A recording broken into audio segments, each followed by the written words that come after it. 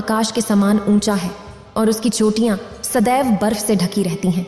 गंगा का निरंतर निनाद होता रहता है। हे पार्वती, तुमने अपने बाल अवस्था में जिस प्रकार की कठोर तपस्या की थी, मैं उसका वर्णन करता हूँ। हे देवी, तुमने 12 वर्षों तक नीचे को मुख और ऊपर को पैर करके तपस्या की थी। तुमने माघ के महीने में कंठ तक जल में निवास कर, बैसाख मास के प्रखर धूप में पंचाग्नि सेवन कर और श्रावण मास में घर से बाहर वर्षा में भीग कर तपस्या की थी। तुम्हारे इस उग्र तप को देखकर तुम्हारे पिता हिमवान बहुत ही दुखी और चिंतित हो गए। वे तुम्हारे विवाह के विषय में सोचने लगे कि ऐसी तपस्विनी कन्या के लिए वर कहाँ से मिलेगा। ऐसे ही समय में ब्रह्मपुत्र नारद जी आकाश मार्ग से तुम्हारे पिता के पास आए।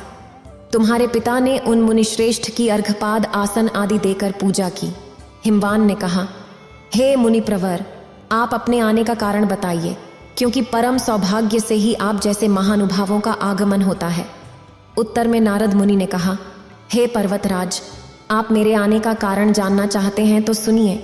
मुझे भगवान विष्णु ने आपके पास संदेश वाहक के रूप में भेजा है और कहा है, अपनी इस कन्या रत्न को किसी योग्य पुरुष के ही हाथ में अर्पित करें। संपूर्ण देवों में वासुदेव से बढ़कर कोई देव नहीं है, इसलिए मेरी भी यही राय है कि आप अपनी कन्या भगवान विष्णु को सौंपकर जगत में यशस्वी बने। नारद जी की बात सुनकर हिमालय ने कहा, यदि भगवान विष्णु ने इस कन्या को ग्रहण करने की स्वयं इच्छा की है तो मुझे कोई आपत्ति नहीं है, क्योंकि आपकी सम्मति है, इसलिए अब आज से इस संबंध को निश्चित ही समझिए।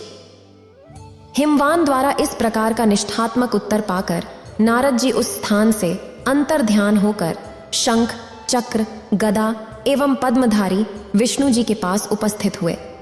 उन्होंने हाथ जोड़कर प्रणाम करते हुए विष्णु भगवान से कहा, हे देव, मैंने आपका विवाह पर्वतराज हिमवान की पुत्री से निश्चित कर दिया है। उधर हिमवान ने प्रसन्न होकर कहा, हे पुत्री, मैंने तुम्हारा विवाह भगवान विष्णु के साथ पक्का कर दिया है। पिता द्वारा विपरीत आर्थिक वाक्य सुनकर तुम अपनी सखी के घर चली गई और वहीं भूमि पर लेटकर अत्यंत विलाप करने लगी। तुम्हें रुदन करता हुआ देखकर तुम्हारी सहेलियों ने तुमसे पूछा, हे देवी, तुम अपने दुख का कारण बताओ, हम सभी निसंदेह तुम्हारा कार्य पूरा करेंगे। सखियों द्वारा आश्वासन पाकर तुमने उत्तर दिया, हे सखी, आप सभी सुनिए, मेरी इच्छा महादेव जी के साथ विवाह करने की है, परंतु मेरे पिता ने मेरी इच्छा के विरुद्ध कार्य किया है। उन्होंने विष्णु भगवान जी के साथ मेरा विवाह करने का नारद जी को वचन दे दिया है। इसलिए सखियों, अब मैं अपने इस शरीर का निश्चित रूप से परित्याग करूंगी। तब तुम्हारी बात सुनकर तुम्हारी सखियों ने कहा, तुम घबराओ नहीं, हम और तुम दोनों ही किसी ऐसे घने जंगल में चलें जहां तुम्हारे पिता ना पहुंच सकें। इस प्रकार की गुप्त योजना बनाकर तुम अपनी सखियों के साथ निर्जन वन में चली गईं। इसके बाद तुम्हारे पिता हिमवान ने पास पड़ोस के हर घर में तुम्हारी खोज की, लेकिन तुम्हारा कहीं भी पता नहीं चला। तुम्हारे पिता ने तुम्हें ना पाकर संदेह किया कि कहीं किसी देव, दानव, किन्नर आदि ने मेरी पुत्री का अपहरण तो नहीं कर लिया है। वे इस सोच में भी पड़ गए कि अब मैं नारद जी को क्या जवाब दूंगा, क्योंकि मैंने उनसे विष्णु जी के लिए पुत्री के विवाह का वचन दिया था। अब मैं उपहास का पात्र बनूंगा। ऐसे सोचते सोचते वे घबरा गए और मूर्छित हो गए।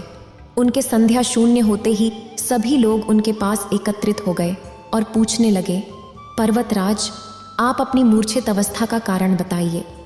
कुछ स्वस्थ होने के बाद हिमालय ने उन लोगों से कहा, मेरी कन्या का किसी ने अपहरण कर लिया है, या हो सकता है किसी विषधर सर्प ने डस लिया हो, अथवा किसी हिंसक पशु ने भक्षण कर लिया हो। यही मेरे दुख का कारण है। ना जाने मेरी पुत्री कहाँ चली गई। अब मैं क्या करूं? ऐसा कहते हुए हिमालय इस प्रकार कांपने लगे जैसे किसी प्रचंड आंधी में वृक्ष हिलने लगते हैं।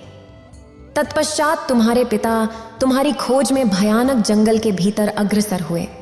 इधर तुम तो पहले से ही अपनी सखियों के साथ उस भीषण वन में जा चुकी थी। उस स्थान पर एक नदी प्रवाहित हो रही थी और वहां एक गुफा भी थी। तुमने उसी गुफा में जाकर आश्रय लिया और निराहार रहकर मेरी बालू की मूर्ति बनाई, जो शिव और पार्वती सहित थी। ओम जय शिव।